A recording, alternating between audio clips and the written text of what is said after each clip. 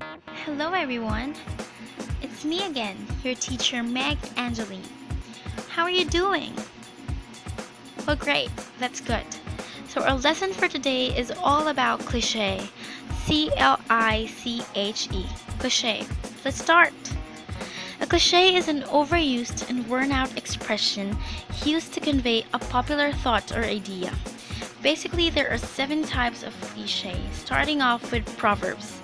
It is a short, well-known saying which states a general truth or a piece of advice. For example, second are idioms. These are commonly used expressions whose meaning does not relate to the literal meaning of its word. Here are the examples. Now, you may ask, what is the difference between cliché and idioms? An idiom is a phrase that means something else than the literal words, meaning it has always been figurative. On the other hand, a cliché is an overused phrase, which can be literal or figurative in meaning. Therefore, an idiom may or may not be a cliché. Do you get it? Great! Moving on, the third type are catchphrases. These are well-known terms, especially one that is associated with a particular famous person or movie quote. Example: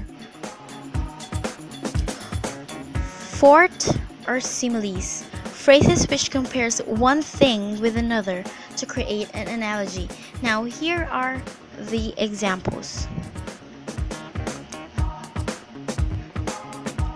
Number 5 are metaphors, figures of speech which states one thing is another to create an analogy. Now here are the examples.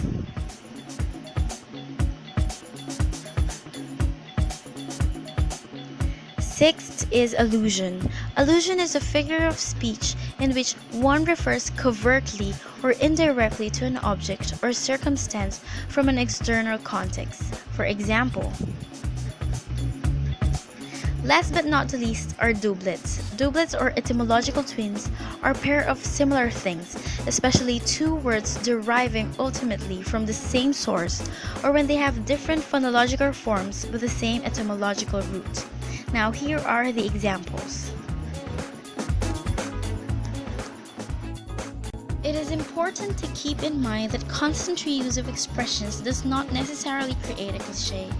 Typical expressions that are used almost at all times in formal ceremonies, festivals, courts, and what have you are not considered cliché examples. Rather, they befit such occasions and are regarded as more appropriate. Now let's have the exercise. Underline all the cliché phrases you see in the paragraph for 5 minutes. Then continue playing the video again if you're done. Ready, set, go.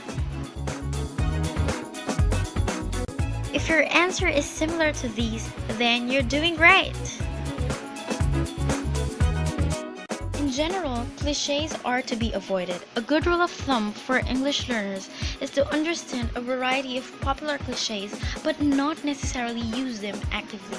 Remember, we are only studying clichés for us to be mindful of the phrases or the sentences we are going to use when writing and speaking.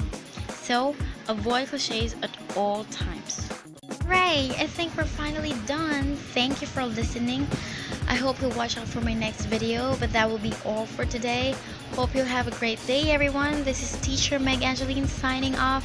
Goodbye!